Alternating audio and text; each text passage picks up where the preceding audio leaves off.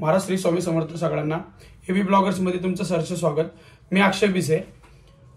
तर खूप दिवसांनी मी व्हिडिओ बनवतोय, त्याचं कारण आहे तसे आपले लाडके ॲक्टर सुप्रसिद्ध रमेश सर परदेशी, आपले लाडके पेट्याबाई, तर त्यांनी एक काल व्हिडिओ टाकली होती की कोथरूडच्या एका टेकडीवर दोन नशेतल्या मुली भेटल्या होत्या। आता त्या दोन्ही मुली नशेत होत्या आणि एवढ्या नशेत होत्या की त्या दोघींना त्यांचं भानपण नव्हतं, पण नशिबाने सरांनी त्यांना तिथं बघितलं, त्या दोघींना उचललं, एका साईडला आणलं आणि त्याच्यानंतर ना त्यांनी एक व्हिडिओ बनवली। आता फक्त त्यांनी जे व्हिडिओ तुम्हाला म्हणजे सगळ्यांना जी टाकली, सगळ्यांनी बघितली, सगळ्यांनी शेअर करताय, तर शेअर करताना फक्त एवढं लक्षात ठेवा की त्या पोरींचे जे चेहरे आहेत ते ब्लर करा, कारण की काय त्या पोरी लॉ शिकतायत आणि दुसरी गोष्ट अशी आहे की आज ना उद्या त्यांचं पण पुढे भविष्यात त्यांना त्रास नाही व्हावा म्हणून ते चेहरे ब्लर करा। दुसरी गोष्ट अशी होती की 4 ते 4.5 हजाराचं ड्रग्स हे सापडलंय। तर आता हे कशामुळे झालं एवढं, ही गोष्ट आत्ताचीच आहे का, हे आधीपासून आहे? तर हे आधीपासून आहे। आम्ही जेव्हा लहानपणी गावात फिरायचो तेव्हा आमच्यात काही शाळेतले वर्गातले किंवा आमच्यावर थोडे मोठे असणारे पोर आहेत ना, व्हाईटनर वाढायचे। व्हाईटनर म्हणजे ते व्हाईटनरची एक पेन्सिल सारखं ते भेटायचं, त्याच्यातलं व्हाईटनर काढून ते रुमालावर टाकून ते वाढायचे।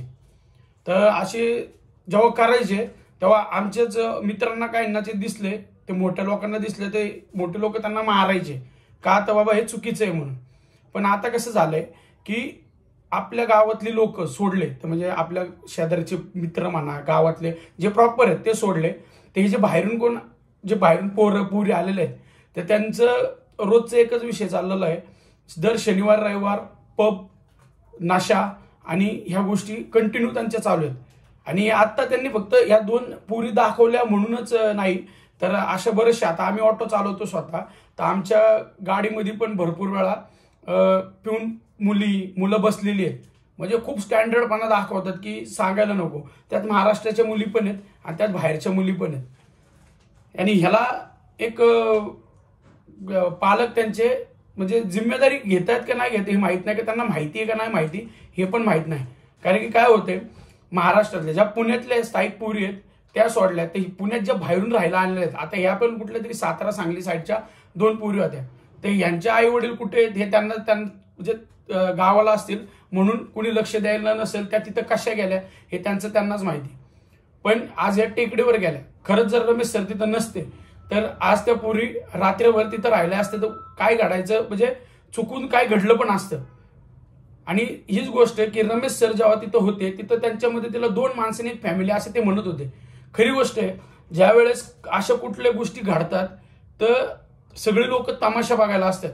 तुम्ही हा विचार करा फक्त की जर आपल्या घरातला एखादा माणूस तिथं असता तर आपण तिथं काय केलं असतं, आपण त्यांच्या मदतीला 100% गेलो असतो। पण आपण दुसऱ्याचं असं झालं तर आपण ते बघायला, व्हिडिओ काढायला वेळ घालवतो, पण आपण ती गोष्ट मनावर घेत नाही की आपण ही गोष्ट यांना दवाखान्यात नेलं पाहिजे। आज त्यांनी वेळेवर त्या दोघींना दवाखान्यात नेलं म्हणून आज त्यांचे प्राण पण वाचले। तर एवढंच म्हणायचं फक्त की प्रत्येक माहिती आहे, प्रत्येकाचं काम असतं, प्रत्येकाला जिम्मेदारी आहे, पण त्याचं एक गोष्ट म्हणजे नशा करणंच शेवट आहे का? तुम्ही एक करू शकता, तुम्हाला दुसऱ्या बऱ्याचशा गोष्टी आहेत, सॅटर्डे संडे सुट्ट्या, तुम्ही फिरा ना, काय एवढे आपल्याकडे गड किल्ले आहेत चांगले चांगले, तुम्ही तिथं फिरा। तुम्ही एवढे थकता की तुम्हाला फक्त पब आणि दारू नशा हेच करूशी वाटतं का?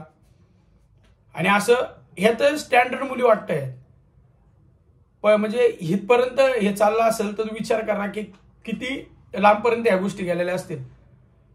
लहान पोरांपासून मोठ्या पोरांपर्यंत प्रत्येकाला विमल, दारू, परत काय ना काय नशा करायची सवय आहेच। ते सोडलं तर तुम्ही दुसरं काय करू शकत नाही का?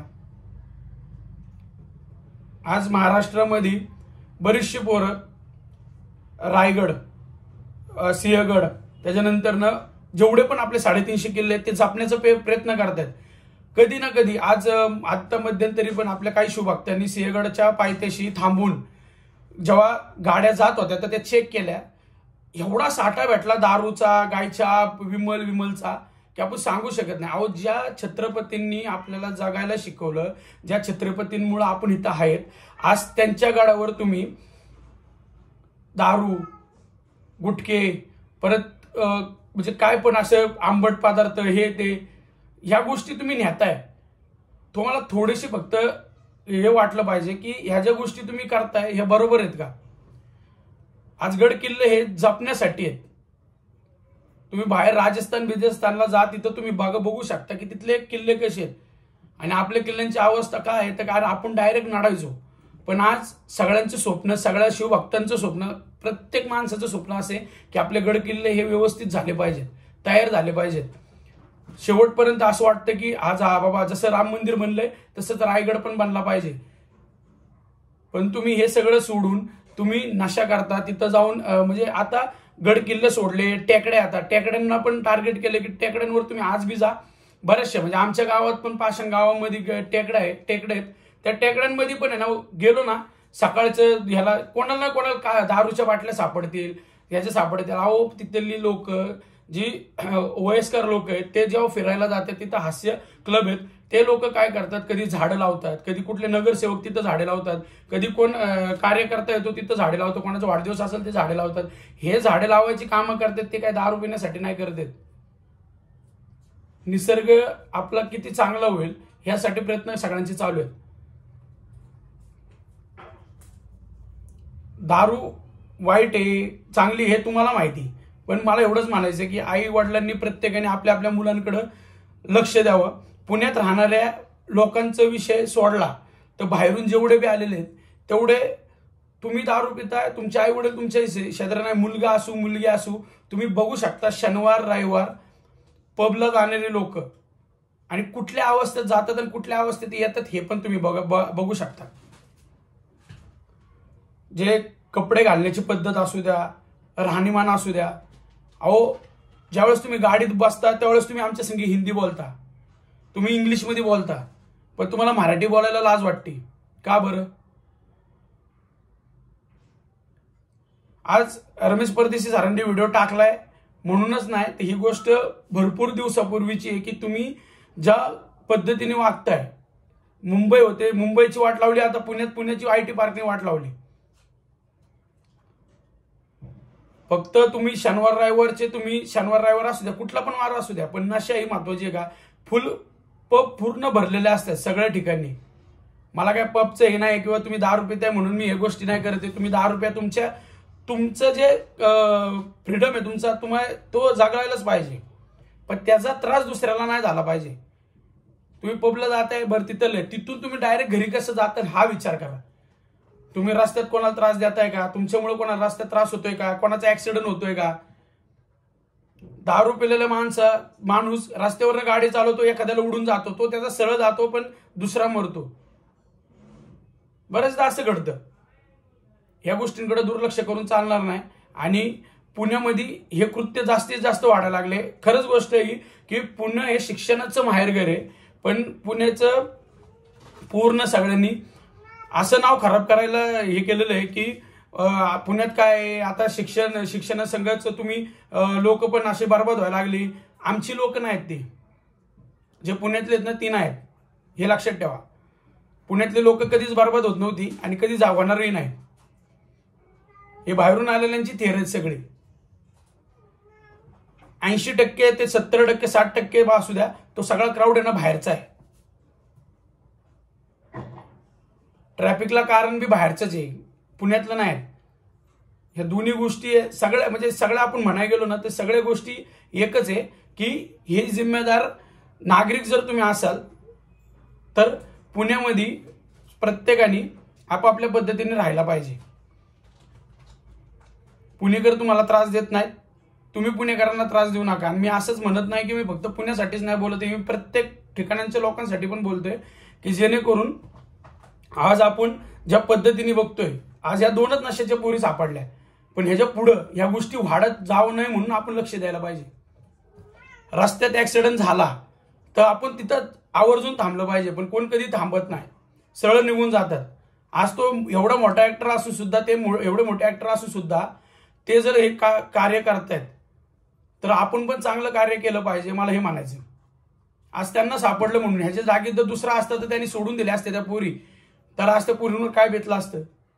सगळ्यांच्या घरात आया बहिणी आहेत, प्रत्येकाने आया बहिणी असू द्या, परत माणूस कोणाचा भाऊ असू द्या, कोणी काय असू द्या, पहिलं वाचवायचा प्रयत्न करा. ऍक्सिडेंट झाला तरी किती रक्त हे होते, ॲम्ब्युलन्सची वाट नाही बघायची, रिक्षात बसवा, गाडीत बसवा, आपली गाडी असू द्या, उद्या खराब झाली तर. कित्येक वेळा मी बाहुधनच्या रस्त्यावरनं ऍक्सिडेंट झालेले लोक उचलून आणलेले. कोण धमक करत नाही का, तर बाबा पोलिस काय बोलतील, कोण काय, काही बोलत नाही. पोलिस पण फक्त विचारपूस करतात की हा कुठं सापडला, हे काय जास्त लागलं होतं का काय, बाकी कुणी काही त्रास देत नाही. आपण डेअरिंग केल्याच्या नंतरच आज ना उद्या सगळ्यांसाठी हे चांगले. आज जर समजा आपल्याच लोकांमध्ये कोणाचा ऍक्सिडेंट झाला तर आणि आपण काय करायचं, मग तेव्हा आपण हात घालणार ना. मग लोकांच्यासाठी का. मी एक 2 महिन्यापूर्वी एक माणूस उचलून चेलाराम हॉस्पिटलला ऍडमिट केला. आज त्या माणसाचा जीव वाचला, नाही तर खरंच तो माणूस म्हणजे जाण्याच्या ह्याच्यात होता, जर त्याला टाइम होऊन येणं नसतं तर. एवढंच सांगतोय, प्रत्येकाने काळजी घ्या आपल्या देशाची, आपल्या गावाची, आपल्या शहराची. आपण आपली काळजी घ्यायला पाहिजे, कारण की ह्या जे काही कृत्य घडत आहेत त्याच्यामध्ये आपण सहभागी व्हायचंय का आपण त्याला लांब करायचंय हे आपल्या हातात आहे. सगळ्यांनी काळजी घ्या. धन्यवाद आणि व्हिडिओ नक्की शेअर करा.